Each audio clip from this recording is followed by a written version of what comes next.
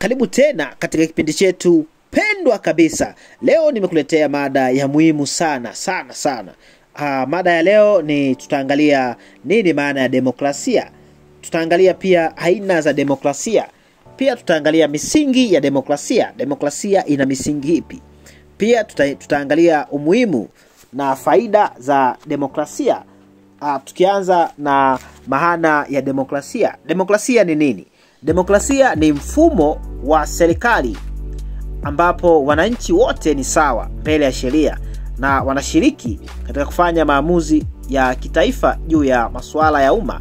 Wakati mwingine wananchi ushiriki moja kwa moja. Hii ina maana kwamba wao upiga kula moja kwa moja kwenye masuala kama vile sheria na katika chaguzi. Wakati mwingine huwakilishwa na viongozi wao waliowachagua. Ni utawala wa watu na utawala kwa ridhaa ya watu. Kwa hiyo kwa kifupi, demokrasia ni mfumo unaotoa fursa ya madaraka kwa umma moja kwa moja au kutokana na uwakilishi. Abraham Lincoln, huyo ni rais wa 16 wa Marekani, alisema kwamba demokrasia ni serikali ya watu, mfumo wa utawala wa watu kwa ajili ya watu na unatokana na watu. Watu wanaunda serikali. Huo ni mtazamo wa Lincoln akielezea maana ya demokrasia. Tuangalie aina ya demokrasia. Aina ya kwanza ni demokrasia ya moja kwa moja. Tunasema direct democracy. Hii ni aina ya demokrasia ambayo wananchi wote wanaweza kushiriki katika kuamua masuala ya kisiasa, ya kijamii, ya kisheria na ya kiuchumi bila kutumia chombo cha uwakilishi kama vile bunge.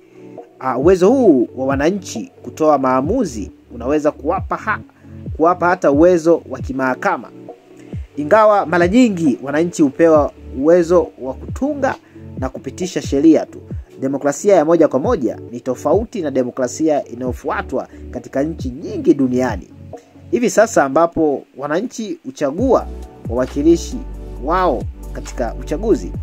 Nchi ya Uswizi ni maarufu kwa mfumo wake wa demokrasia ya moja kwa moja ambako sheria nyingi zinaamuliwa na wananchi wote kwa njia ya kula. Demokrasia ya pili, tunasema aina ya pili ya demokrasia, tunasema demokrasia shirikishi au kwa lugha ya Kiingereza tunasema representative democracy. Hapa wachache hupewa na wengi dhamana katika uwakilishi wa jamii katika maamuzi. Wachache huchaguliwa na wengi kwa njia ya demokrasia huru na ya haki kwa kufuata katiba ya nchi hiyo. Mfano, wabunge huwakilisha wananchi wao katika kuleta maendeleo ya kiushauri serikali juu ya maendeleo ya nchi yao.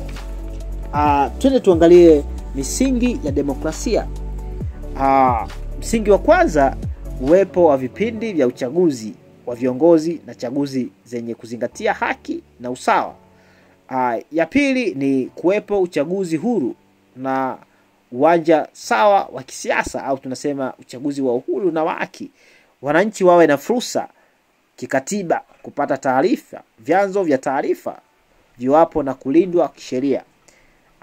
Ya nne ni wananchi na wanajamii wawe na fursa ya kuunda vyombo vya kijamii, madharani asasi za kiraia, kuwa na taasisi zinazolindwa au zinazolinda na kuchochea ustawi wa demokrasia nchini. Umuhimu wa demokrasia.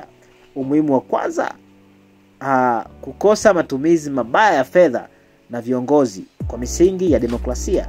Ya pili, kushirikishwa kusimamia miradi ya maendeleo katika maeneo yao.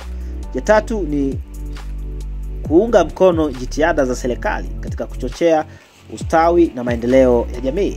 Ya nne ni kuhoji utendaji wa serikali kuanzia ngazi ya mitaa, kata, kijiji, wilaya, kuhakikisha uwazi, uadilifu na uwajibikaji. Faida za demokrasia. Faida ya kwanza ya demokrasia ni matumizi mazuri ya rasilimali za nchi, maendeleo endelevu. Ya pili ni kupungua kwa umaskini, ujinga na malazi. Ya tatu, kutokomeza rushwa. Ya nne, huduma bora za jamii.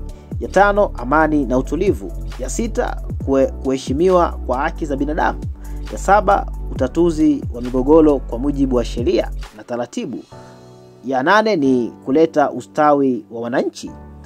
Hizo ndio faida za demokrasia. Tumeangalia faida, tumeangalia umuhimu, pia tumeangalia misingi, na pia tumeangalia nini maana ya demokrasia.